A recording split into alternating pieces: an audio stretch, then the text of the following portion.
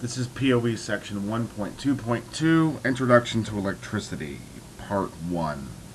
This section is so large I broke it up into 2 sections because it seemed like a very natural break for this when we look at how electricity works and then looking at what we do with it.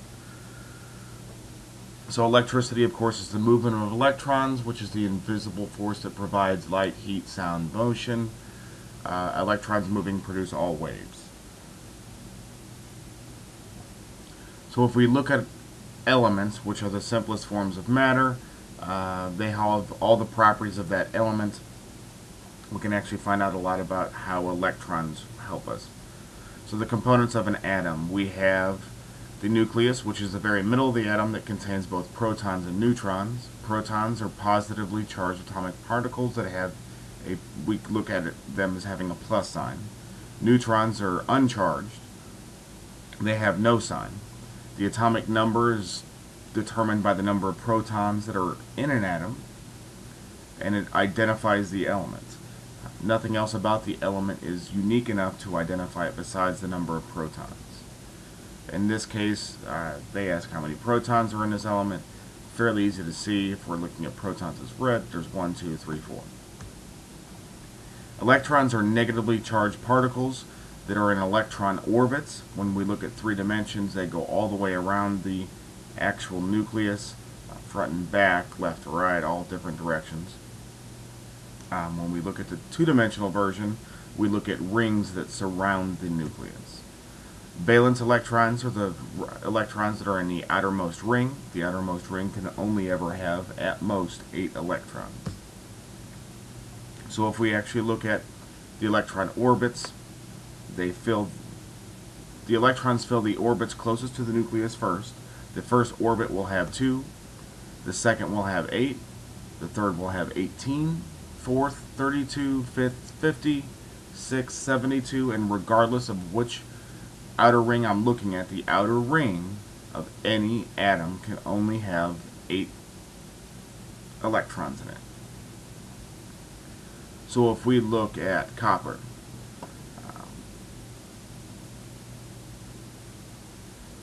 we see that in the case of copper, there's only this one valence electron in the outer ring. We know that it likes to have 8 electrons in the outer ring, or 0.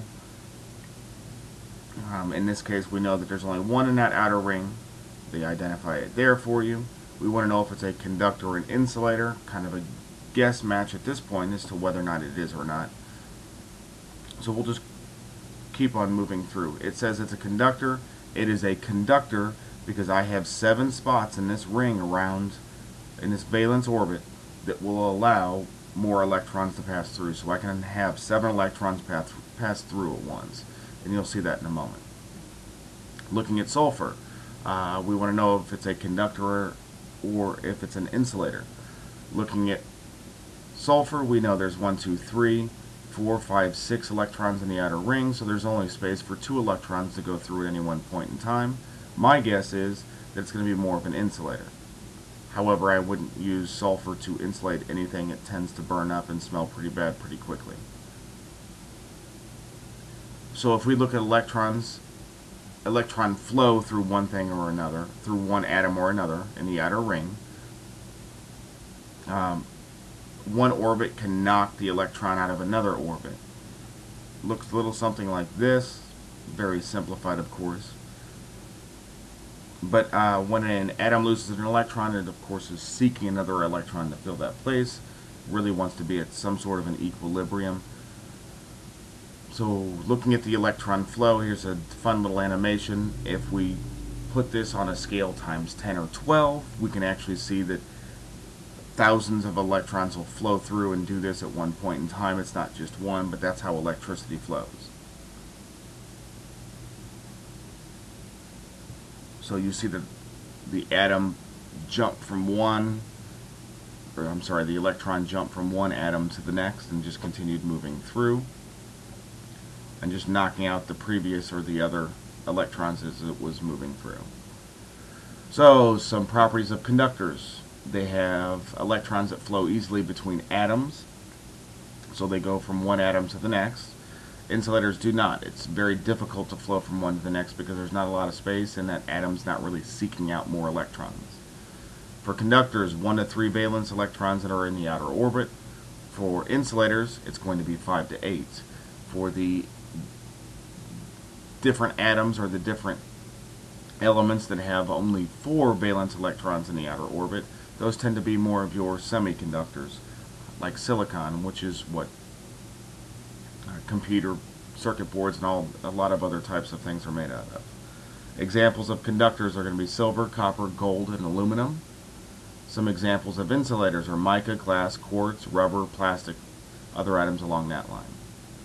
Looking at this picture, we can see the conductors. I have the 4 pieces of copper wiring and the metal portion of the pliers. When we look at insulators, the insulators that are in this are going to be the rubber wrapping the individual copper wires, the rubber wrapping the rubber wires, and then the rubber or the plastic that's on the pliers to keep you from getting shocked. Okay, so looking at electrical circuits. We look at 3 main portions of electrical circuits. So we look at voltage, which is measuring the volts. That's going to be a force that runs through a circuit. We look at current, which runs through a circuit. We're talking about amps. The letter for that is A. Resistance, we're talking about ohms, named after the man who did a lot of study in this. And we use the Greek omega signal, which I've always told everybody looks like headphones. So if we look at just current, and I look at this tank, the pipe, and this faucet, and I say, okay, is there water flowing through this? You can easily look at it and say, no, there's no flow, so there's no current in this when the faucet's turned off. If I turn the faucet on, I now have flow from the tank through the piping down through the faucet. If we look at batteries, piping, and switches, or I'm sorry, batteries, wires, and switches, it's the exact same situation. If there's not a switch thrown or a way to close the circuit, there is no current flowing through the circuit. An example of how that would look: when there's switch is off, there's no current, turn on the switch, there's a current, and the light bulb is on. When we talk about current flow, and we can talk about conventional current flow or electron flow. Conventional current flow flows out of the positive side of whatever power source I'm looking at. Whether it's a battery or a voltage regulator, regardless of what I'm looking at, the conventional current always flows out of the positive side, works through the circuit, and comes back into the negative side. However, one of the fairly recent discoveries we have is that if you look at how electrons actually flow, the electrons flow out of the negative side of the power source, whether it's a battery or a voltage converter, anything like that. It flows out of the negative side and works its way up through into the positive side. For the sake of this class and all of the Project Lead the Way classes, and probably many of the classes you take in the future, we will use the conventional current flow in everything we talk about. So let's look at voltage. I said that voltage is a pressure or a force. So if we look at this tank, the pipe, and the faucet again, and I want to know if there's pressure or if there's a force. Well, talking about volts, and we'll see when we actually look at a circuit, volts is the pressure coming out of basically coming out of the battery or the tank. There is a lot of pressure in this system on the tank, the pipe, and the faucet. If I open the switch, there is still pressure, but the pressure went down.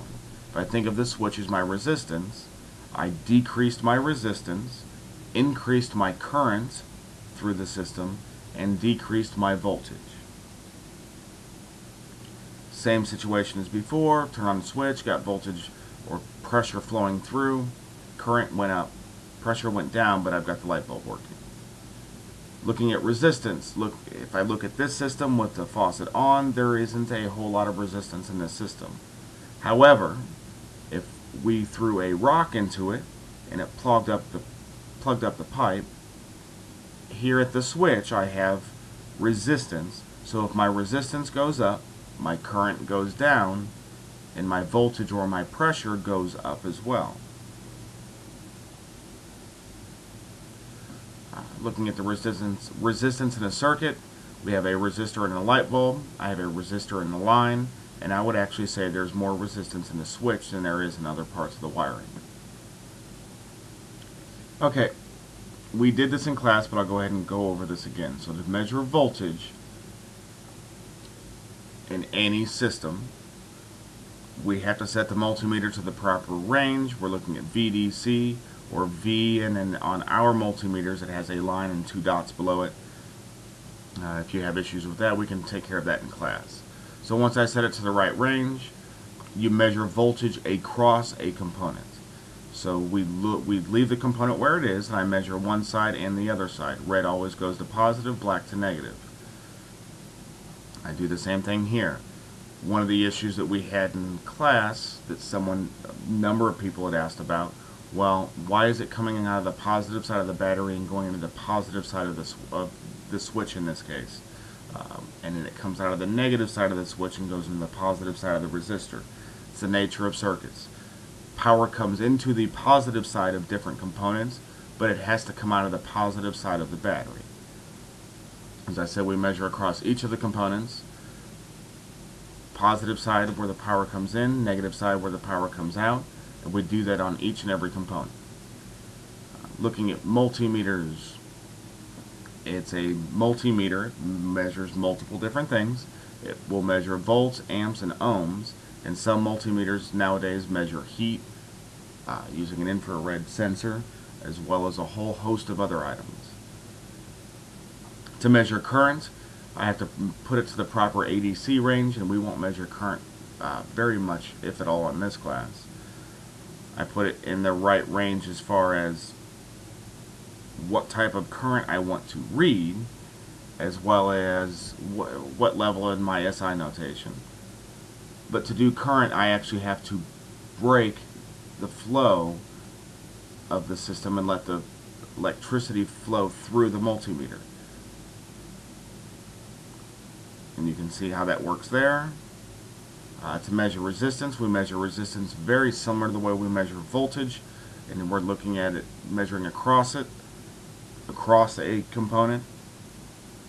So I'm looking here, I set it to the right range on my multimeter. In this case they chose 20K or 20,000 is the highest that it can read. And I measure across each of the components, but to do that I have to remove my power source so that I can actually get a decent reading on each of my items. So I measure the switch in the last one, the resistor now, and the light next. For now, that's all we're going to cover. We'll cover Ohm's law and the rest of that on here very soon.